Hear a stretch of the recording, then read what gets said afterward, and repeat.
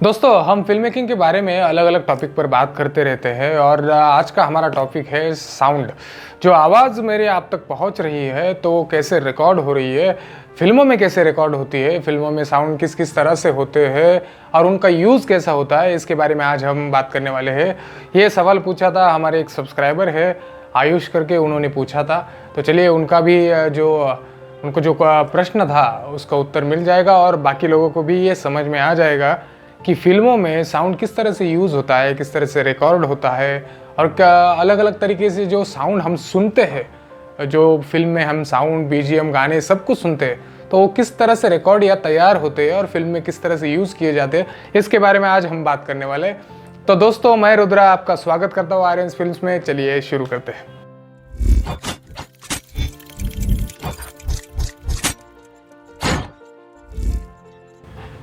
दोस्तों, साउंड यानी कि आवाज़, मेरी जो आवाज़ आप तक पहुंच रही है तो वो कहाँ से रिकॉर्ड हो रही है। यहाँ सामने कैमरा है और उसको एक लेपल लगा है। लेपल मैंने यहाँ पे लगाया है अपने कॉलर पे और इस लेपल से आवाज़ रिकॉर्ड होके कैमरा में रिकॉर्ड होती है और उसके बाद जो मेरा वीडियो है उसी के साथ ये रिकॉर्ड हो जाती है। जब मैं एडिट को लेता हूँ तो ये डायरेक्टली मुझे वो ऑडियो वहाँ रिकॉर्ड मिलता है। लेकिन जब फिल्म में ऐसा होता है तो फिल्म के कैमरा में हम डायरेक्टली रिकॉर्ड नहीं कर सकते। कुछ कैमरा में ऐसे फंक्शन होते हैं लेकिन उनमें रिकॉर्ड नहीं किया जाता क्योंकि वो आवाज़ उतनी अच्छी नहीं होती और कैमरा जो है वो एक लिमिटेड पोजीशन में रहता है। क्योंकि हर बार अगर कैमरा से आवाज़ आप रिकॉर्ड करने जाएंगे तो कैमरा के साथ साथ बहुत सारी वायर या वायरलेस जो भी उसका इक्विपमेंट है वो बहुत सारे इक्विपमेंट लगेंगे और बड़े कैमरा में ये सुविधा भी नहीं होती, छोटे छोटे कैमरा में होती है। तो फिल्मों में आवाज़ कैसे रिकॉर्ड होती है? फिल्मों में आवाज़ रिकॉर्ड करने के लिए हमें अभी सभी लोगों को पता है कि डबिंग होती है। लेकिन डबिंग से पहले जो सेट पर, यानी कि जहाँ आर्टिस्ट परफॉर्म कर रहे हैं ऑन लोकेशन सेट पर, वहाँ कैसे आवाज़ रिकॉर्ड होती है। तो वहाँ क्या होता है कि साउंड रिकॉर्डिस्ट जो होते हैं वो उनके पास बूम माइक होता है। बूम माइक यानी कि जो ऐसे लकड़ी को एक डंडी होती है उसके आगे एक जो माइक लगाया होता है, तो उस माइक से वो रिकॉर्ड करते हैं। तो वो अलग अलग तरह के उनके वो माइक होते हैं, वायरलेस भी होते हैं, वायर वाले भी होते हैं। वो डायरेक्टली कनेक्ट होते हैं उनके रिकॉर्डिंग मशीन को। एक जो बूम ऑपरेटर होता है, वो जो बूम होता है, मैंने जो लकड़ी कहा, जो स्टिक कहा, उसे बूम कहते हैं। तो उस बूम को सामने माइक लगा होता है, जहाँ सीन चल रहा है वहाँ ऊपर एक आदमी उसे पकड़े हुए होता है। तो उस माइक में आवाज़ रिकॉर्ड होती है आर्टिस्ट की। और एक जो आदमी होता है, साउंड रिकॉर्डिस्ट जो होता है, वो आवाज़ अपने कान में सुन रहा होता है। तो वो वहाँ एडजस्ट कर लेता है कि वो पूरी की पूरी आवाज़ सुन सके। आर्टिस्ट जो लोकेशन पर डायलॉग बोल रहे हैं वो आवाज़ वो अच्छी तरह से रिकॉर्ड कर लेता है। लेकिन क्या होता है कि वो जो आवाज़ है वो आवाज़ हम डायरेक्टली फिल्म में यूज़ नहीं कर सकते क्योंकि उस आवाज़ में विंड नॉइस होता है। अगर आउटडोर में हम शूट करते हैं तो बहुत सारी जो हवाएं चलती है उसका नॉइस होता है। बहुत सारे 100, 150, 200 लोग वहाँ सेट पर होते हैं तो उनकी आवाज़ होती है। आसपास गाड़ियाँ बीड़ियाँ जा रही है, बाकी के जो हज़ार चीज़ें जो हो रही है वहाँ, उन सारी चीज़ों की आवाज़ उसमें रिकॉर्ड होती है। तो वो आवाज़ हर तरह से एलिमिनेट नहीं की जा सकती। और आर्टिस्ट की जो परफॉर्मेंस होती है तो वो हर बार इतनी लाउड आवाज़ नहीं निकाल सकते कि वो रिकॉर्ड हो जाए, क्योंकि वो मूड में होते हैं, वो उनकी लाइनें परफॉर्म करते हैं। और आप कभी कभी देखते हो कि इतने से ओठ उनके हिलते हैं, एकदम पावरफुल डायलॉग होता है और बहुत धीरे से किसी के पास जाकर वो एकदम बेस वाली आवाज़ में बात करने की कोशिश। तो ये जो आवाज़ है, तो इतनी धीमी आवाज़ में जब वो बात करते हैं तो आवाज़ वो रिकॉर्ड कैसे होगी और वो उतनी अच्छी कैसे लगेगी। वो वहाँ लाउडली बात नहीं कर सकते उनके मूड में। तो इसलिए क्या होता है कि जो रिकॉर्डिस्ट होता है वो रिकॉर्ड कर लेता है और वो जो आवाज़ है जो सेट पर रिकॉर्ड हुई है वो डबिंग के लिए रेफरेंस के तौर पर यूज़ की जाती है। यानी कि जब फिल्म रेडी होकर स्टूडियो में आती है, फिल्म का एडिट हो जाता है, तो उस एडिट के साथ वो जो रेफरेंस वाली जो आवाज़ होती है वो लगाई जाती है, वो मैच की जाती है और वो आवाज़ फिर डबिंग के लिए यूज़ की जाती है। जब एडिट को जब साउंड की फ़ाइल आती है तो उसी वक्त वहाँ फ़ाइल लगी होती है, जो रिकॉर्डिस्ट ने रिकॉर्ड की वही फ़ाइल एडिटर वहाँ लगा लेता है। और उस फाइल के रेफरेंस से जब हम स्टूडियो में एक कॉपी दी जाती है, वहाँ आर्टिस्ट को कॉपी दिखती है कि उसने सेट पर ये वर्ड बोले थे, ये डायलॉग बोले थे, और वो रेफरेंस उसे सुनाई देता है। और फिर वो रेफरेंस सुनकर वो अच्छे से वो इमोशन पकड़ कर जो उसने सेट पर वहाँ लोकेशन पर दिए थे, तो उस तौर तरीके से वो फिर से स्टूडियो में डबिंग करता है, फिर से वो इमोशन उस वॉइस में लाता है। इसलिए वॉइस बहुत इम्पोर्टेंट होता है। जितना हमें वीडियो दिखता है उससे 60-70% ज़्यादा इम्पोर्टेंट वॉइस होता है, क्योंकि एक सिंपल सा वीडियो उसके जो इमोशन है वो निकालने के लिए वॉइस उसे बहुत ज़्यादा हेल्प करता है। लेकिन हम ये भूल जाते हैं। हम ज़्यादा से ज़्यादा, यानी जो पहली बार फिल्म मेकिंग सीखते या नए नए काम करने शुरू करते, तो वो सबसे ज़्यादा जो है अपना ध्यान वीडियो पर लगाते हैं कि वीडियो अच्छा होना चाहिए, ये कैमरा होना चाहिए, ये इक्विपमेंट होने चाहिए, ऐसी लाइट होनी चाहिए। वो सब सही है, लेकिन उसी के साथ उतना ही ध्यान आपको साउंड पे देना है कि साउंड ऐसा होना चाहिए, आर्टिस्ट की आवाज़ एकदम क्लियर, क्रिस्टल क्लियर आनी चाहिए, डबिंग अच्छी होनी चाहिए, उस डबिंग में इमोशंस आनी चाहिए। ये जो आवाज़ रिकॉर्ड हो जाती है आर्टिस्ट की, वो सिर्फ डायलॉग होते हैं। तो ये सारी जो चीज़ें हैं वो आपको ध्यान में रखनी है कि वॉइस पर भी उतना ध्यान देना है। इसके बाद जो साउंड यूज़ किया जाता है, यानी कि जब मैं जैसे आपसे बात कर रहा हूँ, अभी आपको नॉइस आ रहा है या नहीं मुझे पता नहीं, लेकिन अगर यहाँ कोई नॉइस है, यहाँ कुछ हो रहा है, मैं रास्ते पे खड़ा हुआ और अगर आपसे बात कर रहा हूँ, तो यहाँ आवाज़ तो आएगी गाड़ियों की। अभी तो मैंने क्या कहा कि आवाज़ हम रिकॉर्ड करते हैं, फिर साउंड स्टूडियो में जाकर डायरेक्टली डायलॉग बोलते हैं, लेकिन वो गाड़ियों की आवाज़ कहाँ से आएंगी? वो भी चाहिए हमें फिल्म में, ताकि वो लाइव लगे, वो सच्चा लगे कि वहाँ हुआ है। तो वो गाड़ियों की आवाज़, नॉइज़, सिटी की आवाज़, जो भी है, जहाँ भी हमारा सीन रिकॉर्ड हुआ है, तो वो जो एम्बियंट साउंड होता है वो ज़रूरी होता है। उसके बाद जो आर्टिस्ट है, वो आर्टिस्ट अगर अपने हाथ में कुछ कॉफ़ी, पन्ने या कुछ कागज़ वगैरह पकड़ा है और वो उस बुक को, उस पेज को फ्लिप कर रहा है, तो उसकी आवाज़ होती है। वो चलता है तो उसके शूज़ की आवाज़ होती है। छोटी छोटी चीज़ों को जब हम हाथ लगाते हैं तो उनसे आवाज़ होती है, लेकिन ये आवाज़ रिकॉर्ड नहीं हुई होती। ये आवाज़ थोड़ी बहुत रिकॉर्ड होती है, लेकिन उसमें बहुत सारा नॉइज़ होता है, तो इस आवाज़ पर किसी का ध्यान नहीं होता सेट पर रिकॉर्ड करने के वक्त। तो जब ये सारी जो आवाज़ें हैं, ये आवाज़ें डालना बहुत ज़रूरी होता है, ताकि वो सच्चा लगे, ताकि वो ऐसा लगे कि वो वही हो रहा है।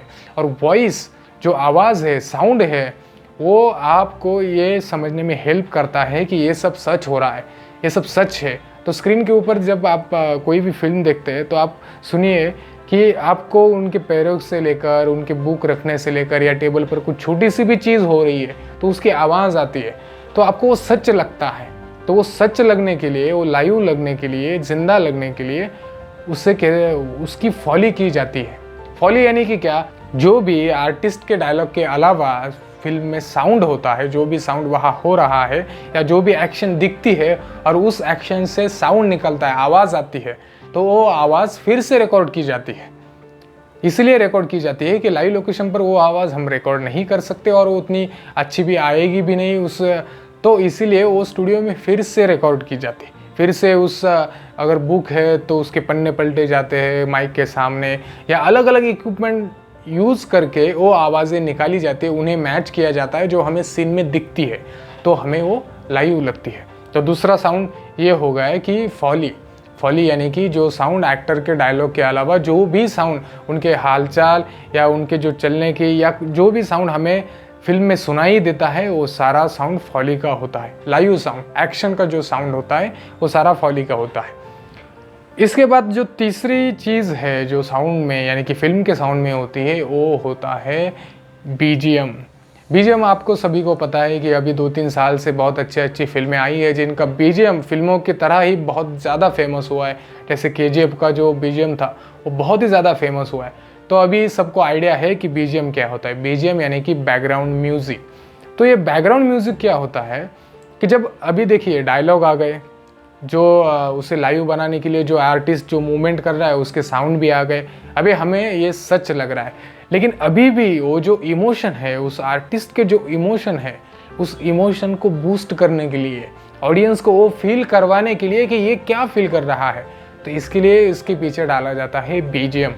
तो बीजीएम जो होता है वो आर्टिस्ट रिकॉर्ड करते हैं। साउंड जो बीजीएम वाले, बैकग्राउंड म्यूज़िक वाले जो डायरेक्टर होते हैं, तो वो अलग अलग हो सकते हैं, तो रिकॉर्ड करते हैं। उसके जैसी नीड है सीन की, वैसे वो आवाज़ देते हैं और वो बीजीएम रिकॉर्ड करके, साउंड रिकॉर्ड करके वो यहाँ साउंड मिक्सिंग जो इंजीनियर होता है उनको भेजते हैं। तो वो जो बीजीएम है वो स्टूडियो में रिकॉर्ड होता है और वो डायरेक्टली प्रोग्रामिंग भी हो सकता है, वो लाइव भी रिकॉर्ड किया जा सकता है। तो वो उस म्यूज़िक डायरेक्टर के ऊपर डिपेंड है कि उनकी जो मेंटलिटी है या वो जिस तरह से काम करते हैं, तो या फिर उस सीन को या फिल्म को जिस तरह से साउंड चाहिए उस तरह से वो बीजीएम अपने हिसाब से बनाते हैं।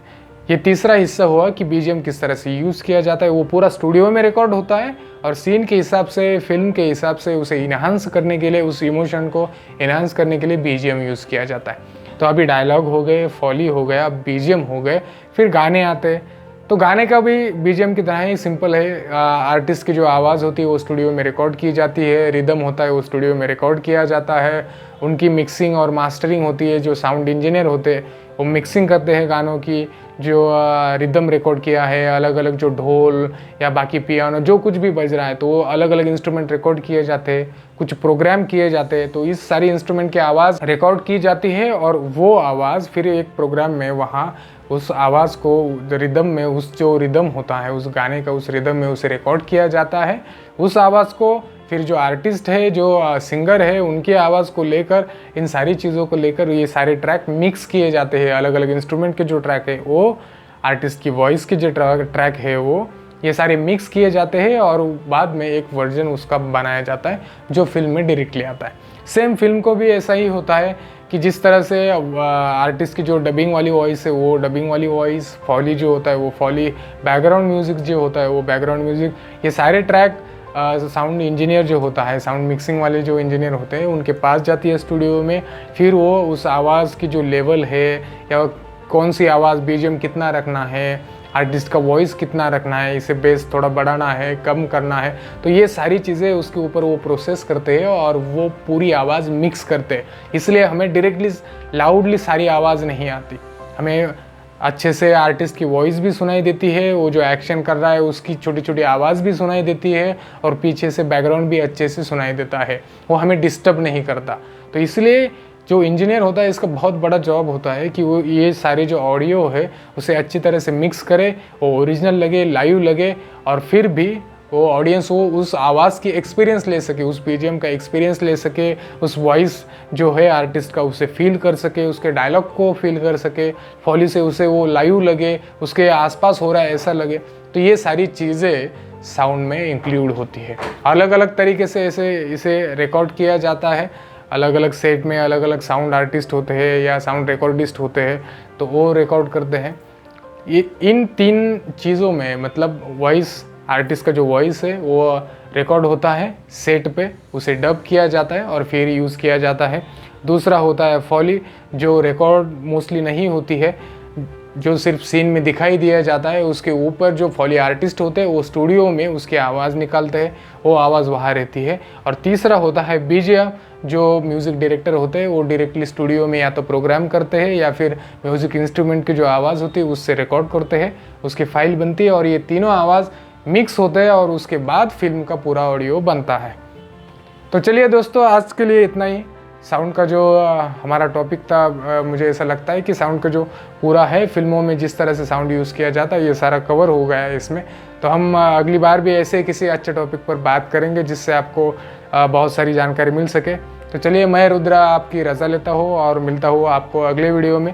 फिल्म मेकिंग के जो भी, अगर आपको फिल्म मेकिंग पसंद है या आपके दोस्तों को पसंद है, सीखना चाहते हो तो वीडियो देखते रहिए, चैनल को लाइक कीजिए, सब्सक्राइब कीजिए।